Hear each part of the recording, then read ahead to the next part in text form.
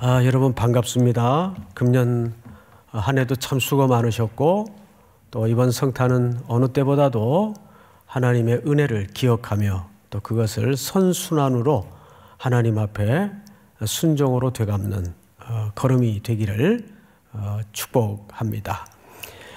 자, 오늘 누가복음 2장을 중심으로 목자들의 이야기를 좀 하겠습니다. 사복음서가 있는데 누가와 마태만 예수님의 탄생 기사를 기록했어요. 마가나 요한은 생략했죠. 그런데 마태의 관점이 다르고 누가의 관점이 다릅니다. 마태는 예수님의 탄생을 중심으로 동방의 박사들의 경배에 초점을 맞추었어요. 그런데 누가는 무명의 목자들이 맞이하는 첫 번째 성탄에 초점을 맞췄습니다. 그래서 오늘은 누가복음을 중심으로 해서 왜 이 무명의 목자들에게 첫 번째 성탄의 경이로움을 경험하도록 하셨을까? 그 의미는 뭘까를 말씀을 토대로 한번 찾아가 보도록 하겠습니다. 우선 이때는 아시는 것처럼 로마 제국하의 속국으로서의 유대는 위치하고 있었죠. 여러분 오늘 본문 포함되어 있지는 않지만 2장 1절을 한번 보시면 이렇게 되어 있습니다. 그때에 가이사 아구스도가 로마 황제의 이름이죠. 황제가 영을 하나 내립니다. 다 호적하라.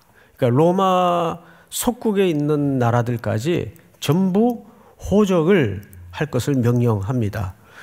인구조사죠. 그리고 그 인구들을 새롭게 등록하는 또 조사하는 일들입니다.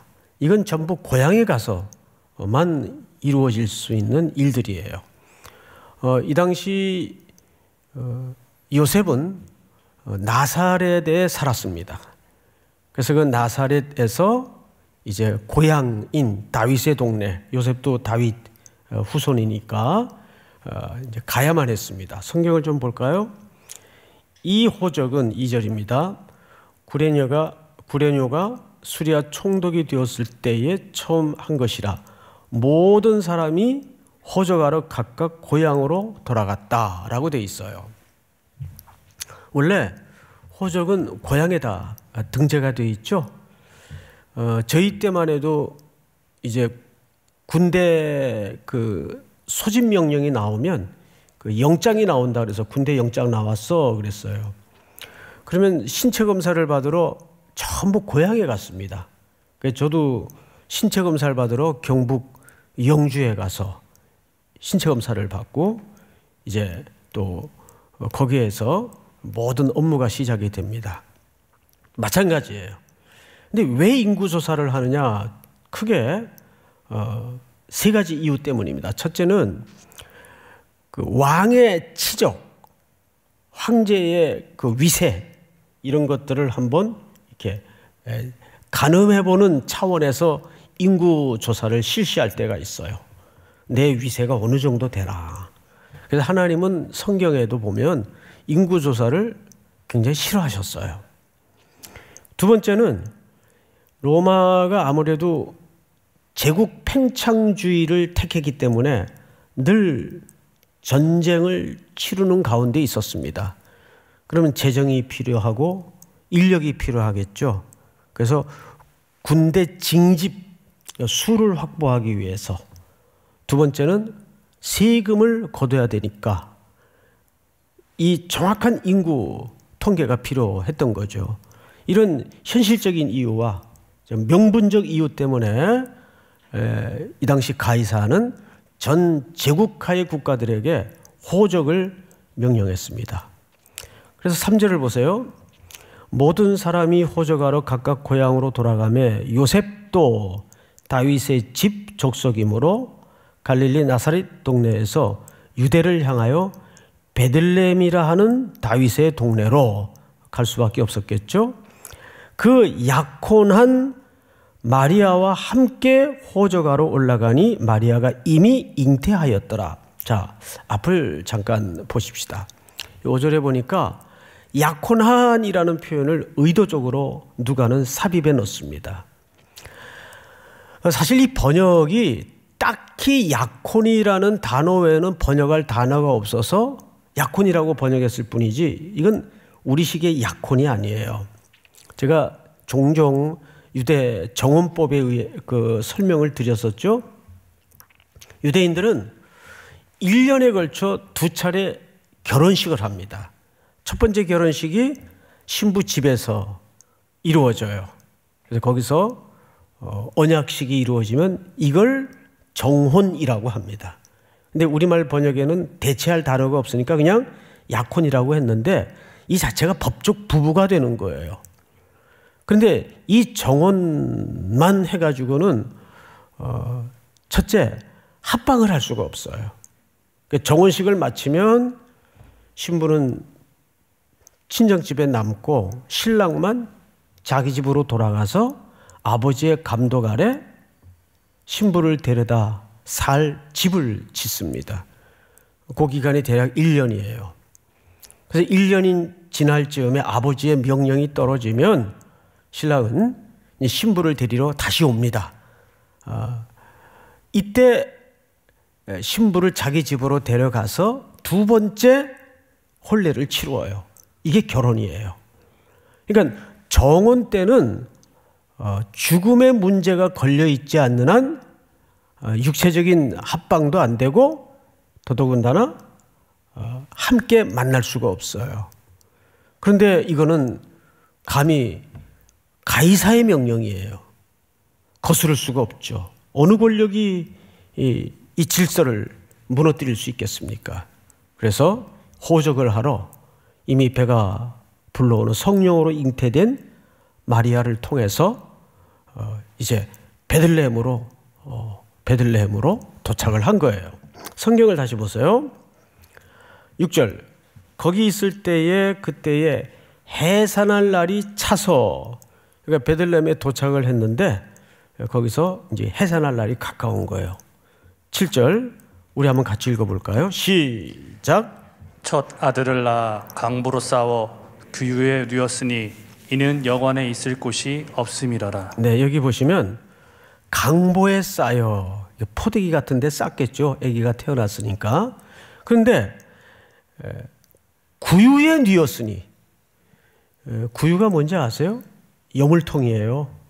짐승들이 음식을 먹는 우묵히 패여진 여물통에 강보에 이렇게 아기를 싸가지고 거기 뉘었다 그 말이에요.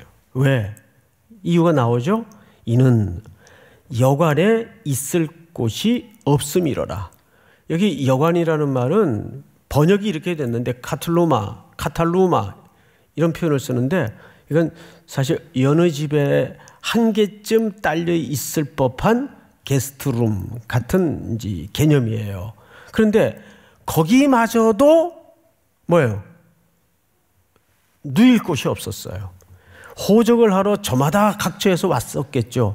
그러니까 사람들이 붐볐을 거고 이제 이런 허름한 게스트룸 하나 막 몸을 푼 임산부가 낳은 아기를 누일 곳이 없었던 거죠. 그래서 그냥 그 옆에 딸린 짐승 우리 같은데 말이든지 뭐 어떤 짐승이든지 먹이통에다가 아기를 이렇게 누인 겁니다. 이걸 보고 어느 분이 그런 얘기를 하더라고요. 예수님도 이 땅에 노숙자로 오셨다. 근데 듣고 보니까 뭐 과히 어거지는 아닌 것 같아요. 어쨌든 황제의 명령에 의해서 본의 아닌 나그네가 되었고 이렇게 고향 땅을 찾았지만 고향 땅에마저도 그 작은 몸 하나 누일 곳이 없어서 말 여물통에 몸을 뉘어야 되는 이런 노숙자 비슷한 신세가 된 거죠. 자, 그런데 성경을 다시 보십시다. 8절, 이제 드디어 오늘 본문의 시작이죠. 그 지역에 목자들이 밤에 밖에서 양떼를 지켰다. 이 사람들도 지금 어떤 일정한 거처에 있는 게 아니라 전부 밖에 나와 있는 사람들이에요. 그러니까 오늘은 집에 있는 사람이 변변히 없어요. 다 노숙자들이에요. 제가 이번 성탄 헌금을 사실 좀 이런 쪽에 쓰려고 지금 당에서 결정을 했습니다. 뭐냐 하면 한 몇 달 전에 어느 목사님이 저 아침을 좀 하자고 연락이 왔어요. 그래서 이제 조찬을 마치고 대화를 하는 가운데 지금 현재 우리나라에 가장 심각한 선교적 과제가 뭐냐 하면 코로나 때문에 선교사님들이 현지에 더 이상 머뭇거릴 수가 없어서 급거 대거 귀국을 했습니다. 뭐 그들이 소명이 덜하거나 사명이 떨어져서가 아니라 뭐 가족의 생명이 달려 있고 본인의 건강 문제가 다급해져 있으니까 잠시 후퇴하는 차원에서 고국을 찾을 수밖에 없잖아요. 게다가 우리나라가 현재 어느 시기에 맞물려 있는가 하면 1세대 선교사님들이 이제 7, 80년대에 선교를 나갔다가 그들이 나이가 들어서 지금 리타이어를 하는 때가 됐어요. 그럼 이제 70이 돼서 정년을 맞아 이제 돌아오는데 제일 부딪히는 문제가 뭐겠습니까? 그들이 와서 몸을 거처가 없는 거예요. 그래서 그분이 저 양평 쪽에다가 선교사님들이 돌아오시면 현재 선교사님들이 어떻게 생활을 하냐면 여기 찔끔 몇 달, 저기 찔끔 몇 달, 이 생활이 얼마나 고단하고 불편했겠습니까? 선교지에 떠난 세월만 해도 긴 나그네 삶이었는데 고국이라고 돌아왔는데도 안정된 생활 거처 하나, 조그만 단칸방 하나 마련되지 못해서 그렇게 떠돌이 비슷한 생활을 하고 계신다는 거죠. 그래서 너무 이제 마음이 안 돼서 양평 쪽에다가 이제 함께 거주할 이제 거처를 지금 짓고 있는데 그게 한 채 값이 1억이 든답니다. 1억. 그러니까 삼일교회가 금년에도 참 여러 가지 많은 수고를 이 모양 저 모양으로 하고 계신 걸 알고 있는데 그래도 이것만은 좀 함께 동참해 주십시오. 이렇게 넌지시 이제 본론을 꺼내시더라고요. 그래서 그 과제를 이제 가슴에 이제 안고 한 2달을 끙끙거렸어요. 이걸 어떡하나. 금년에도 우리 성도들이 뭐 미자리 교회 또 영계 교회 코로나 때문에 임대료 내지 못하는 교회 뭐 몇 차례씩 몇 억을 들여서 이제 그게 금년에 다 이제 12월 말로 끝이 나는데 또 우리 교단의 모교인 총신대학에도 작지 않은 액수를 지금 함께 했고 근데 이걸 또 어떻게 성도들한테 얘기하나. 그리고 이제 지난주가 연말 당회였어요. 그래서 메모를 해가지고 들어갔다가 결국 제가 좀 새가슴이라 얘기를 못했어요. 근데 이제 당회를 마칠 즈음에 장로님 한 분이 목사님 요즘 왜 그 절기헌금에 대한 용처를 얘기 안 해주십니까? 그래요. 그래서 이때다 싶어가지고 얼른 얘기를 했어요. 얼른. 예, 사람이 기회를 놓치면 안 되거든요. 사실은 내가 이 2달째 끙끙거리는 과제 하나가 있는데 이거 좀 아무래도 우리가 해야 되지 않겠습니까? 그랬더니 진작 얘기하시죠. 이번 성탄헌금은 그렇게 씁시다. 해서 이제 지난주 갑자기 결의가 됐지만 사실은 갑자기 결의가 된 건 아니에요. 한 몇 달 기도하던 끝에 하나님이 주신 결론입니다. 그래서 이번 여러분들이 하나님 앞에 드리는 성탄헌금은 전부 그 양평에 지어지는 숙소 한 채 값에 우리가 동참을 하게 될 겁니다. 사람이 돌아갈 데가 없다는 것만큼 씁쓸하고 참 힘겨운 상황이 어디 있겠습니까? 근데 오늘 마침 말씀을 준비하다 보니까 예수님도 이 땅에 오셨지만 거처할 데가 없었어요. 그리고 또 두 번째 등장하는 인물들이 목자들인데 그들도 지금 자기들의 양떼를 돌보느라고 한밤중에 들녘에 나가 있습니다. 자, 그러면 시기가 밤이에요. 밤. 그리고 그 밤에 등장한 인물이 목자들입니다. 근데 그 시대의 목자들은 어떤 사람들일까요? 일반적인 사람들의 수준에서도 가장 낮은 계층의 인물들입니다. 그래서 랍비 문헌에 보면 목자들은 증인으로 채택이 안 돼요. 유대 사회에 증인으로 채택이 안 되는 몇 군의 인물들이 있죠. 여자들. 그 시대가 그랬어요. 그리고 이런 하층 계급의 목자들, 증인으로 채택이 안 돼요. 근데 이게 얼마나 역사의 아이러니일까요? 근데 하나님은 이런 목자들에게 성탄의 첫 번째 소식을 전하는 메신저로 사용을 하신다 그 말이에요. 이 기독교의 역설이에요.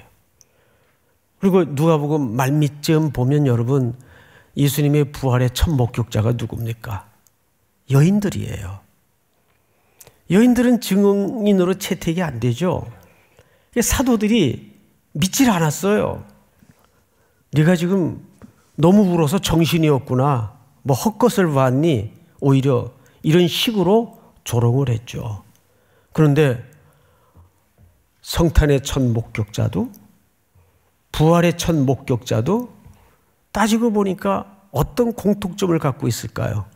이 땅에서는 존대받지 못하고 존중받지 못하고 심지어는 사회의 통념상 증인으로도 채택이 안 되는 그런 가난한 자들에게 이런 인류 구원의 기쁜 소식의 메신저를 맡긴 거예요. 이제 그 이유를 조금 더 들어가 보도록 하겠습니다. 성경을 보십시다. 8절.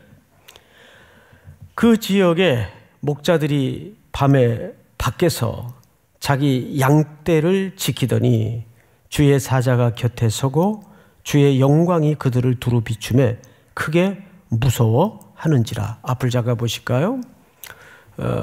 그러던 중에 캄캄한 한밤중인데 때가 밤이라 그랬어요. 그런데 이 구원의 기쁜 소식을 전할 이 증인조차 채택이 안 되는 이 하찮은 당시 사회 기준으로는 인생들에게 큰 빛이 비추어요. 어둠을 뚫어내고 큰 빛이 조용히 비추기 시작합니다. 자, 이게 무슨 의미일까요? 그리고 목자들은 크게 두려워했다라고 돼 있어요. 이 두려움은 무슨 호러물을 보고 무서워서 떠는 그런 두려움을 얘기하는 게 아니에요. 신비한 경이로움에 압도된 두려움이에요. 이것은 하나의 성경 기자가 누가가 그려낸 절묘한 그림어입니다. 지금 이 시대는 밤이에요. 로마 제국하의 시대는 밤이에요. 전쟁과 힘의 철학과 있는 자는 더 승승장구하게 되는 사회 구조와 없는 자, 나약한 자는 더 죽을 수밖에 없는 구역적인 삶으로 몰아가는 그 시대가 로마 제국하의 시대예요. 근데 로마 제국하에 펼치는 국가적 철학이 뭐죠? 평화입니다. 그래서 팍스 로마라고 했잖아요. 역사책에 보면. 근데 그 평화의 실체는 뭘까요? 무역적인 힘으로 주도하는 평화였어요. 그래서 로마는 많은 나라를 점령했지만 다 허락했어요. 뭘 믿든지 간섭하지 않았어요. 하나, 유일하게 용서하지 않았던 것은 사회의 질서를 깨고 사회 안정을 어지럽히는 모든 소요들은 무자비하게 밟았습니다. 그래서 여러분, 사도들이 옥에 갇히고 하는 그 이면의 실제 이유는 뭐냐면 복음을 전했기 때문이 아니에요.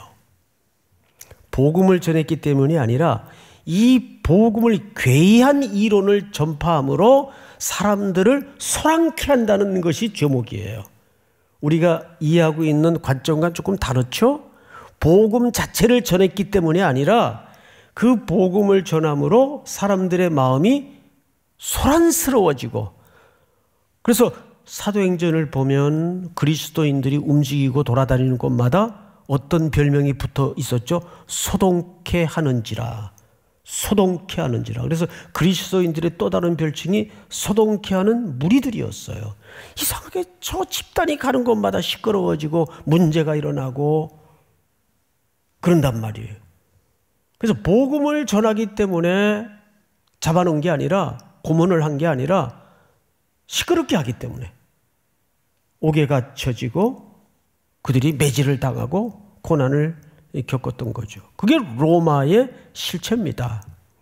그래서 그들은 철저히 힘으로 유지되는 평화였습니다. 이 평화는 오래가지 못하죠. 그런 힘으로 지배하는 세상에 이제 모든 그림을 밤으로 묘사한 거죠. 근데 그 밤의 어둠을 몰아내고 위로부터 누구도 범접할 수 없는, 누구도 맞설 수 없는 빛이 비추이는데 그 첫 번째 빛을 받은 사람이 목자들이에요. 그래서 이들을 은혜 입은 자라고 성경은 소개하죠. 성경을 다시 한번 보십시다. 10절, 천사가 이르되 무서워하지 말라. 보라, 내가 온 백성에게 미칠 큰 기쁨의 좋은 소식을 너희에게 전하노라. 여러분, 여기 온 백성에게 미칠 큰 기쁨의 좋은 소식, 앞을 보세요. 이 유앙겔리조마이, 이 기쁨의 좋은 소식은 뜻밖에도 아무에게나 쓰여지는 용어가 아니고 로마 황제의 아들이, 대를 이을 아들이 태어났거나 또 황제의 입에서 어떤 명령이 떨어질 때 그것을 유앙겔리조마이, 큰 기쁨의 좋은 소식이다. 그 당시 이 황제는 세상의 주였고 구주였어요. 그래서 그 황제의 보좌로부터 선포되는 모든 말은 좋은 소식이었습니다. 유앙겔리조마이. 그런데 오늘 누가는 놀랍게도 그 황제에게나 써야 되는 단어를 아기 예수 탄생의 현장에 사용합니다. 그러면 비교를 해보세요. 황제의 보좌는 절대 보좌요. 그가 다스리는 로마는 절대 왕국입니다. 세상의 어느 권력도 범접할 수 없는 나라요 권자입니다. 그 보좌에서 영광과 심판과 통치가 이루어지는 곳이에요. 그런데 그에게만 사용된 유앙겔리조마이, 이 단어가 지금 강보에 쌓여 여관에 누일 자리도 없어서, 카탈루마에 누일 자리도 없어서 말 여물통에 또는 짐승의 먹이통에 누여 있는 그 아기를 보고 얘기했다면 이게 뭐예요? 웃죠. 거기서 무슨 선한 것이 나올 수 있겠느냐? 거기에서 무슨 다윗의 왕국이 회복되겠느냐? 그런데 이 큰 기쁨의 좋은 소식이 온 백성에게 미칠 소식이래요. 그러면 이것이 사람들에게 어떻게 이해됐을까요? 웃기는 소리죠. 어쩌면 세상 사람들은 여러분들을, 교회를, 기독교를 그렇게 이해할 수 있어요. 저 사람들은 도대체 뭐 하는 사람들이야? 희롱하고 조롱하고 모욕하고 말거리 만들고. 가능해요. 늘 역사는 그렇게 이어져 왔어요. 맞아 보십시다. 11절 한번 같이 읽어볼까요? 시작. 오늘 다윗의 동네에 너희를 위하여 구주가 나셨으니 곧 그리스도 주시니라. 네, 구주, 그리스도, 주. 사실 이 모든 표현은 황제에게 쓰여지고 사용되던 표현이에요. 그런데 그대로 로마 황제의 개념을 차용해서 그것을 전부 누구에게 지금 쓰고 있는가 하면 구유에, 강보에 쌓여 아기의 모습으로 뉘어있는 예수님에게 이 모든 표현을 차용하여 사용하고 있어요. 이것은 극적인 대조입니다. 세상 사람들이 누가 여기에서 구원이 일어나고 다윗의 왕국이 회복이 되고 인류의 구속이 일어날 거라고 기대하겠습니까? 그래서 목자들에게 이 기쁜 소식이 처음 전해진 이유가 있어요. 성경을 보십시다. 12절. 너희가 가서, 목자들에게 한 얘기죠. 강보에 쌓여 구유에 뉘어 있는 아기를 어떡하리니? 보리니. 이게 굉장히 중요한 초점이에요. 보리니. 누가? 목자들이 너희가 그걸 볼 거다.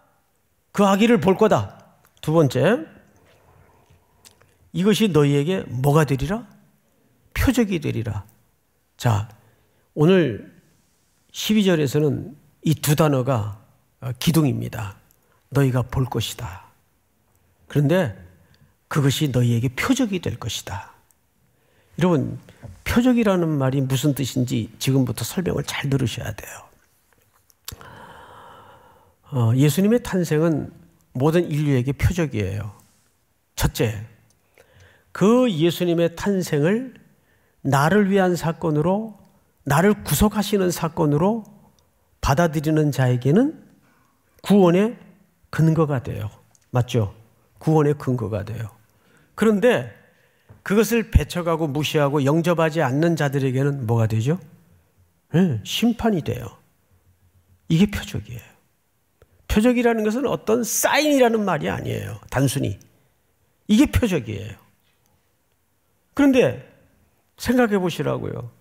이왕이면 효율적으로 이런 큰 기쁨의 좋은 소식을 왕궁에 있는 사람들에게, 영향력이 있는 사람들에게, 또 부자들에게, 평생 율법을 잘 가르치는 신학자들이나 선생님들에게 이 구원의 큰 기쁨의 좋은 소식이 전해지도록 성경은 설계하지 않았어요. 만약에 그들에게 이 구원의 큰 기쁨의 좋은 소식이 먼저 증거되도록 했다면 제대로 증거가 되었을 것 같아요? 어땠을 것 같아요?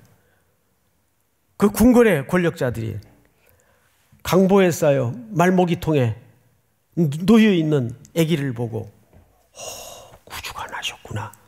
이런 사유가 가능하겠어요? 평생 권력의 언저리에서 권력의 단맛을 알고 권력의 그 막강한 묘미와 영향력의 가치관으로 쪄들어 있는 사람들에게 그 갓난아기, 그것도 누일 데가 없어서 짐승 먹이통에 누워 있는 아기를 보고 거기에 무슨 경이로움에 눈이 열어지겠어요? 마찬가지예요. 권력자들에게, 또 율법을 가르치던 선생님들에게 그런 경이로운 소식이 첫 번째 증언자로, 목격자로 소개되었다면 가능하겠어요? 심지어는 대학자인 사도 바울마저도 어떤 메시아를 이해하고 있었습니까? 능력 있는 메시아. 우리의 빵의 문제를 해결하고 로마의 철권 통치를 갈아엎고 이런 메시아를 기대했는데, 그래서 예수마저도 배척당할 수밖에 없었잖아요. 돈 많은 권력자들에게, 부자들에게 그 좋은 소식이 전해졌었던들 그 말구유의 아기가 이 세상을 구원할 큰 기쁨의 좋은 소식으로 받아들여졌겠는가 그 말이에요. 그런데 이 목동들은 사회에서도 인간 대접 못 받고 늘 고단한 일상 속에 힘겹게 살아가는 그 노동으로만 먹고 사는 사람들의 비슷한 입장과 수준이었을 것 같아요. 그럼 그들은 이 땅에 희망을 보았을까요? 이 땅에 기대가 있었을까요? 그런 고단한 일상을 살면서 저 왕궁에서나 내가 살 방법이 나올까? 저 부자들은 우리를 좀 살 방법을 강구해 줄까? 율법의 선생님들은 우리를 좀 자유롭게 해줄 방책이 있을까? 아무 답이 없었어요. 여러분, 대통령 선거 앞두고 이런 말하면 좀 민감하지만 크게 기대하지 마세요. 이거는 이번 대통령 선거뿐만 아니라 선거 때마다 사람들은 이번에 메시아는 누굴까? 무척 기대를 해요. 한 번도 여러분들의 기대를 어그러뜨리지 않았죠. 역시 정권 말기에 보면 늘 그런 자조 섞인 고백으로 정권에 허물어져가는 모습을 보잖아요. 똑같아요. 아마 목동들도 그런 고단한 일상을 살면서 이 땅에 희망이 없구나, 이 땅에 답이 없구나. 그래서 우리 CCM 노래 중에 세상 소망 다 사라져가도, 그래서 성경은 늘 우리에게 이 세상 소망을 계속 내려놓도록 만들어갑니다.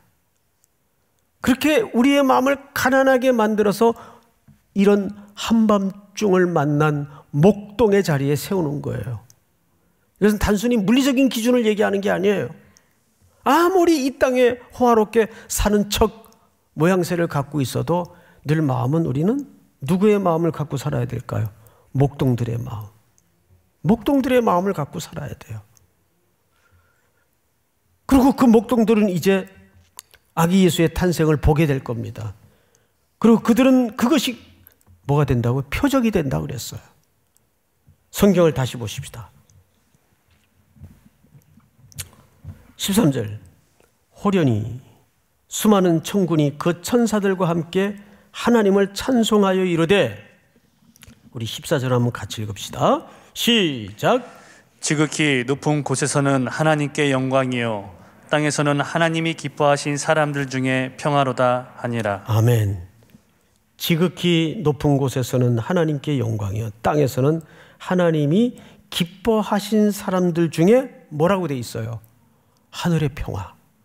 그 평화가 이 땅에 내려와요. 평화 평화로다 하늘 위에서 내려오네. 믿습니까? 이거는 무엇을 뒤집어 엎는 찬송일까요? 로마의 평화를 갈아엎는 찬송이에요. 이런 껍데기 평화, 힘이 유지하는 평화. 우리는 힘을 유지하기 위해서, 평화를 유지하기 위해서 핵무기를 서로 갖죠. 무기를 서로 갖죠. 얼마나 인간의 하는 일들이 나라 차원에서도 어리석습니까? 평화를 얘기하면서 전쟁을 해요. 평화를 얘기하면서 핵무기를 만들어요. 평화를 얘기하면서 무기를 구축해 나가요. 국방비를 계속 늘려요. 여러분, 15절. 천사들이 떠나 하늘로 올라가니. 자, 보세요. 천사들이 떠나 하늘로 올라갔으면 땅엔 누구만 남았어요? 그렇죠. 목자들만 남았어요. 목자들은 이 땅에 남겨진 자들이에요. 그게 중요합니다. 천군 천사는 떠나가고 이 땅에는 그 가슴 벅찬 기쁜 좋은 소식을 부여받은 목자들만 남은 자가 됐어요. 이 땅에 남은 자들이 바로 여러분들이에요. 남은 자로서 뭘 해야 될까요? 이들이 뭘 하는가를 잘 보시면 돼요. 성경을 보십시다. 목자가 서로 말합니다. 이제 베들레헴으로 가서 주께서 우리에게 알리신 바 이 이루어진 일을 보자. 말씀의 목격자가 되자, 그 말이에요. 여러분, 이게 목자들이 액션을 취한 첫 번째 순종입니다. 말씀하신 대로 그 현장을 보자. 이게 첫 번째 목자들의 순종의 현장이에요. 여러분들이 이 예배를 마치고 조문을 나서서 또 이제 월요일부터 일터로 나가면 그 말씀이 이루어지는 현장을 보고자 하는 열망으로 그 현장을 가야 됩니다. 목자들처럼. 두 번째, 어떤 일이 벌어지는가를 보십시다. 빨리 가서, 16절, 빨리 가서 마리아와 요셉과 구유에 누인 아기를 찾아서 보고. 자, 어떻게 갔다고 돼 있죠? 빨리 가서. 이 심정이 어떤 심정이었을 것 같아요? 느긋이 그래서 동네 마실 다니듯 흐느적 이렇게 걸어간 게 아니에요. 그들은 숨을 헉헉거리며 빨리 갔을 거예요. 이 뭘 의미할까요? 그 말씀을 확인하고자 하는 이들 가슴에 불붙은 열망이에요. 빨리 가서. 사람들이 왜 이렇게 몸이 달 때가 있잖아요. 그것은 무언가 안에서 북받치는 그 어떤 것이 있기 때문에 늘 그리스도인들은 또 특별히 피가 뜨거운 청년들은 이런 복음을 확인하고자 하는 열망이 있어야 돼요. 뭐 이래도 좋고 저래도 좋고 그러면 사람은 좋은 것 같은데 거기 무슨 역사나 열매가 나타나질 않아요. 빨리 가서 그 말씀의 현장을 목격하자. 그리고 이제 17절 보고 천사가 자기들에게 이 아기에게 대하여 말한 것을 전하니.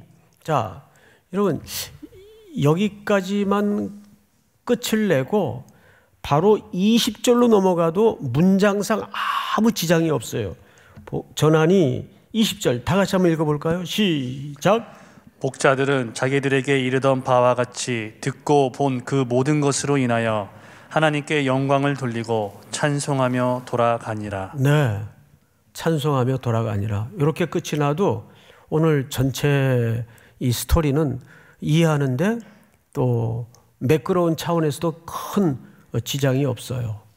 그런데 성경 기자가 특별히 누가는 17, 18, 19절을 삽입에 넣음으로써 우리에게 뭔가 중요한 결론을 말하고 싶었던 것 같아요. 이제 그 부분이 뭘까? 여러분들과 함께 붙잡아야 될 결론일 수밖에 없습니다. 17절을 다시 보세요. 보고 천사가 자기들에게 이 아기에 대하여 말한 것을 어떻게 했다고 되어 있어요? 전했다라고 되어 있어요. 전했다. 그러니까 이 성탄의 첫 번째 목격자가 한 일은 빨리 달려가서 그 현장을 확인한 것이고 이루어진 그 현실을 보면서 천사들이 자기들에게 전한 것을 어떻게 했다고 되어 있죠? 전했다라고 되어 있어요. 그러면 이 전함을 받은 사람들의 반응을 한번 보자고요. 18절 다 같이 시작. 듣는 자가 다 목자들이 그들에게 말한 것들을 놀랍게 여기되 마리아는 이 모든 말을 마음에 새기어 생각하니라. 자, 여러분 어떻습니까? 그 증인으로 채택도 안 되는 이 가난한 군상들의 이야기를 모든 사람들이 다 듣고 어떻게 했다고 돼 있죠? 놀랐어요. 정말? 그리고 특별히 예수님의 육신의 모친이 되시는 마리아는 마음에 새겨 생각했다라고 돼 있어요. 이 목동들의 선포와 전파는 대성공을 거두었어요. 이것이 첫 번째 성탄의 소식을 받은 자의 액션이요 결과였습니다. 그렇다면 우리는 여기서 두 가지 사실 앞에 직면에 서 있을 수밖에 없습니다. 여러분들이 받은 성탄의 소식은 누구에게 그렇게 벅찬 마음으로 오늘 전해지렵니까? 우리는 성탄절이 되면 선물은 해요. 물론 하세요.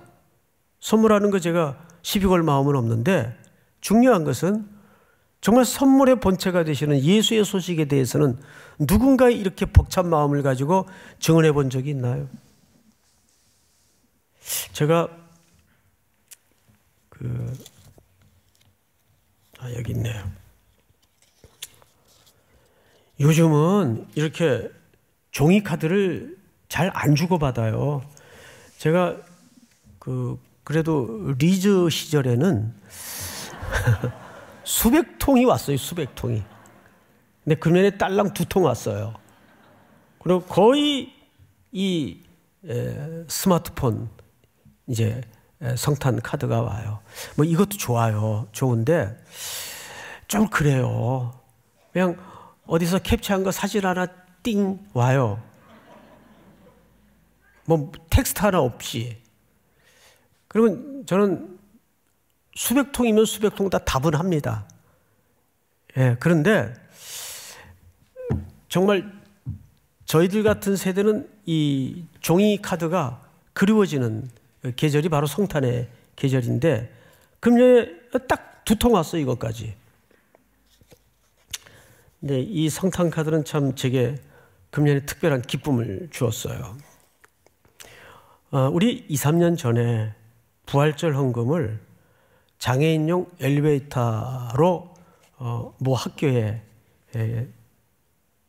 장애인용 엘리베이터를 놓으라고 기증했던 적이 있어요. 기억나시죠? 예. 그때 그 엘리베이터가 저도 이제 몇 번 수업을 하느라고 타봤는데 탈 때마다 그렇게 신앙이 좋아져요. 주여 믿습니다. 이거 안 떨어지게 해주십시오. 가다가 섰다가 문이 열리다가 말다가 뭐 이게 엘리베이터라고 할 수가 없어요. 그러던 엘리베이터인데 특별히 장애인용이에요. 그 중간에 사고가 나면 그거 어떡하겠어요. 근데 마침 이제 저한테 그 부탁이 좀 와서 우리 성도님들이 부활절 헌금인가 성탄 헌금인가를 어쨌든 모아서 학교에 기증을 해가지고 지금은 새 엘리베이터가 됐어요. 그 총장님이 제게 카드를 보내신 거예요. 몇 년 전 일이죠. 그 건물 이름이 복음관입니다. 송태근 목사님, 복음관의 엘리베이터 탈 때마다 목사님과 삼일교회에 보내주신 거금의 헌금을 생각합니다.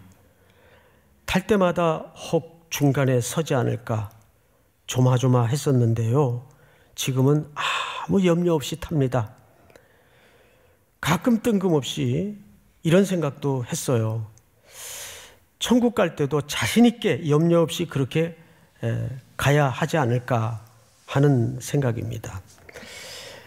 크리스마스와 새해를 맞아 목사님의 건강과 교회와 가정의 평안을 기도합니다. 총장 강땡땡 총장님 이렇게 카드가 왔는데 이걸 그 교수님 한 분을 인편에 직접 들고 오셨어요. 그래서 이제 봉투 꺼내가지고 여는데 이 내용도 참 고맙지만 이 안에 현찰이 있었어요. 현찰.